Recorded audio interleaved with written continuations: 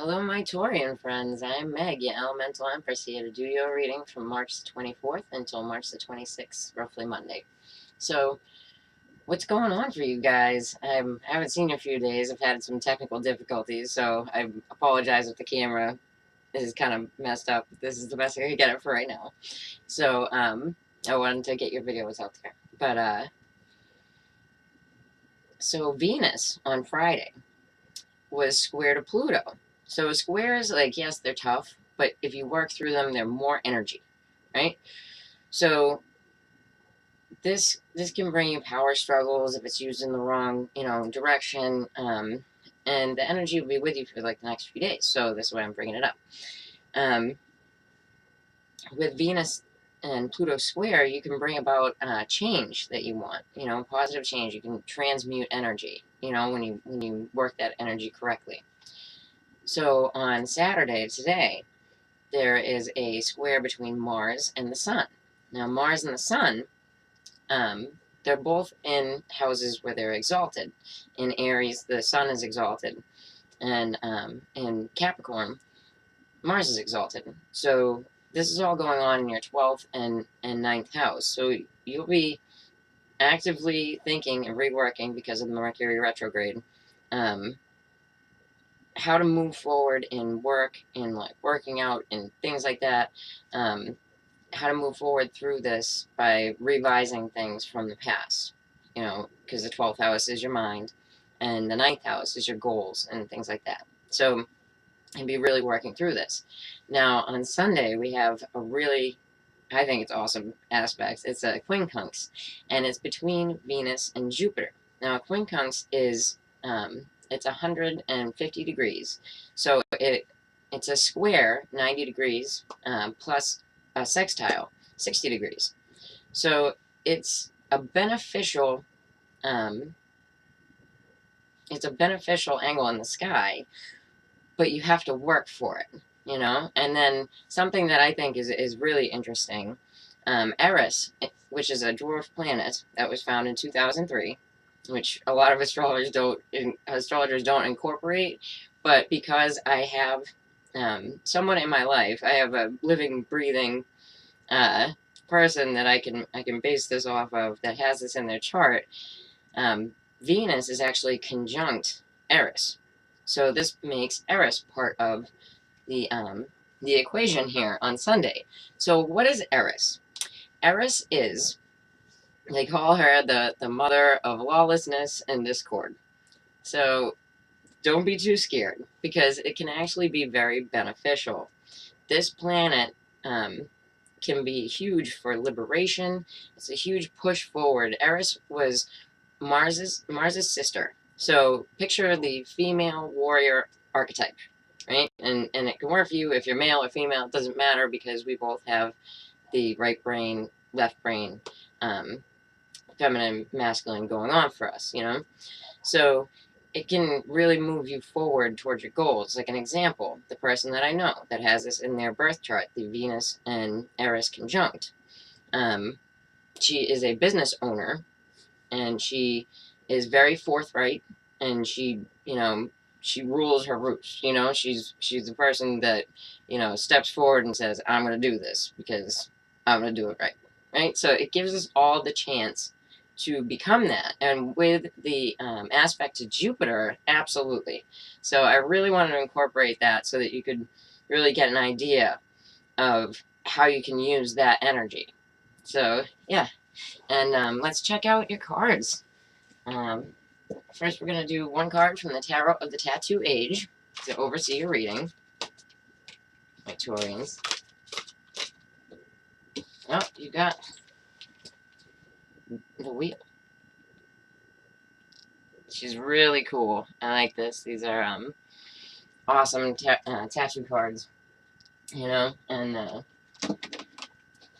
with the Wheel, and I don't read these in the reverse, because they're just so beautiful. I keep them for overseeing the reading. So with the Wheel, you never know what you're going to get, but it is the energy of Jupiter, so it should, it's about abundance and beneficial things, right?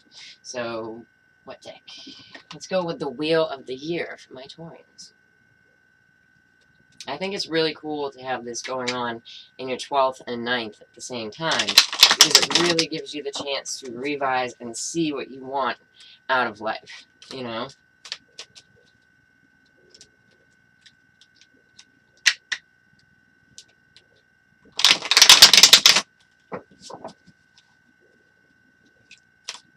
And later on this week, Venus will be aspecting Uranus, so it will be about change, change, change. So these things that you want to apply, like, really think on them, because that's what it's asking of you, you know? Let's see what we got for my Taurians. Okay.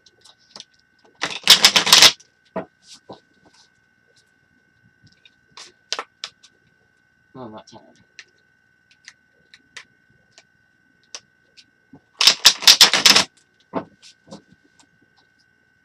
Okay. Alright, so we got the Two of Cups. That's a good start. It's either, you know, a love relationship or a business partnership. But it's positive. You know, it absolutely looks positive. It's in the upright. And then we get kicked with the Four of Wands, but it's upside down. Right? So there is something that, and this is in the base of your reading, so it's something that made you feel unstable because of this business partnership or love relationship. Alright, so here you get the Seven of Pentacles, and they show her, and she's like about to pick the apple from the tree, and she's pregnant, and basically she's waiting, right? So there's a lot of waiting on this, and with this issue, and the Wheel of Fortune here. So you didn't know where it was going to spin, you know? And then you get the Strength card, and I love how in this one it's depicted with a bull, so that's very fitting for my Taurians. Okay, so you get the Eight of Cups here. And you get somebody walking away from a situation because it's highly emotional. You know, if you see her here, she's holding a little hanky, right? So you have somebody walking away.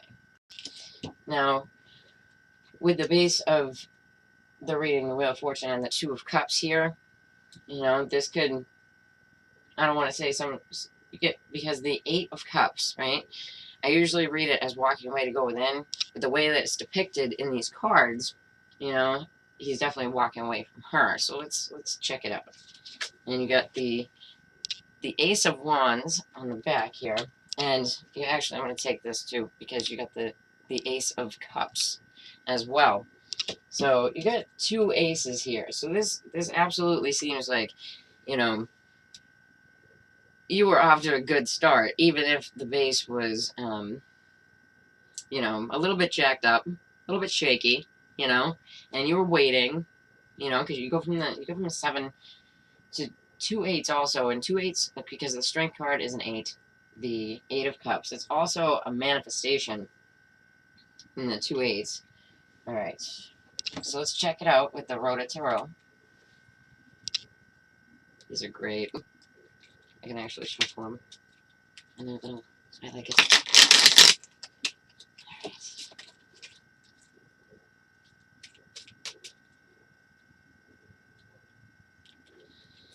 So with this, it definitely looks like there's some healing, though. So I'm wondering, like, who it is that's walking away, and if they're actually walking away out of this relationship / business partnership.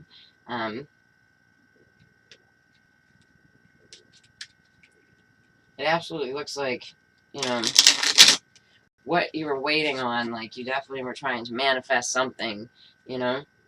All right, let's check it out. Okay, so you got the King of Cups. Right, so this could absolutely be Cancer, Pisces, or Scorpio male, but it can also be a male that's ready for an emotional relationship, which is always a good thing, right? All right, so let's check out the Four of Wands. The Four of Wands, you got the Two of Wands in reverse. So you had a plan, but it wasn't going anywhere to build up this this family type atmosphere, this like settled home, you know. Let's check out. Oh, wait. Okay, so you're waiting because there was like a conflict, like it almost feels like a conflict of interest that caused you to wait. Let's check that out again. All right, so you have the Seven of Cups, but it's in the reverse, right? So you're coming out of your head about this inner strife, you know, and which leads you up here to the Strength card, and you have Justice in the reverse. So you've been dealing with like some kind of injustice, some kind of wrongdoing, could be even in a legal battle over a divorce, something that you've been waiting on that was unfair. And then you just got the strength in reverse. Like, so you had to have the inner strength to deal with this injustice, but it's something that you had no control over. And that's really what, you know, the Wheel of Fortune means. It's something you have no control over that. Like, you have no control to spin the wheel. It will just spin on its own. So let's check out the Eight of Cups. All right, with the Eight of Cups, we got the Two of Pentacles in reverse. So the Two of Pentacles in reverse is like, you know, dropping what you're doing, dropping the situation. You know what I mean? You're not juggling. Could be somebody was juggling another person or work, things like that. All right, so yeah, so then you got another the Ten of Wands in the reverse. So the Ten of Wands in the reverse speaks to us about dropping your burdens, not having to carry other people's burdens as well. So okay, so yeah, with the 10, you get the 9 in reverse. So not wanting to not wanting to move forward in a situation because it looks like emotionally you're just so drained from it, and it looks like it's taken quite a long time, and you just come to the point where like you just can't, you know. So yeah, you got the Four of Wands again in reverse, right? So there's some kind of instability like within. It feels like a home life situation, you know, and if it's work, like you're super emotionally attached to it. So that's why like it definitely looks like home life for you. Let me pull one more. But you got the Five of Pentacles in the reverse. So you were going from feeling cast aside to just dropping, you know, what you're doing, and now you're coming out of that. Like you're building yourself up practically, financially, getting your home straightened out because you're turning that Four of Wands in reverse upright. So you're getting that straightened out for yourself. One more. Yeah, so from the Five of Pentacles in the reverse, you get the Ace of Pentacles. So you get a new beginning. You get a new beginning, and you're coming out of, you know, feeling cast aside, you know, and emotionally speaking, you could just be like, I can't deal with this issue anymore because it looks like something that's really gone on for a long time. But the Ace of Pentacles is really positive. And yeah, so the Hangman, it talks to us about being in your head to catch enlightenment, right? So that's exactly what I was talking about with the astrology. Like you're looking back on these things. So this is stuff that took you a long time, and this is what's like kind of festering in your head, and it's emotional. It has to do with a connection to another person, like a deep connection to another person. But you're feeling like it's really heavy, you know, and there was some kind of injustice, and that was, you know, then, but you're coming to a new beginning and seeing that light, right? Because you're going within, because you have all these aspects in your 12th house and 9th house, so you're really looking to see, you know, what you want to do, you know. Yeah, so then you get the Eight of Pentacles, the Seven of Pentacles in the reverse. So you go from the Seven of Pentacles over here and waiting, and this is like not waiting anymore, but not like staying in your head and waiting about it, because sevens are about like illusionary things. So that's good that it's in the reverse, because it's coming out of your head, you know? So you'll go within, you'll get this new beginning, you'll go within, and then you won't have to look back on all of this that was painful, because there's some kind of painful situation that surrounds us. And although I'm going to take one more. Yeah.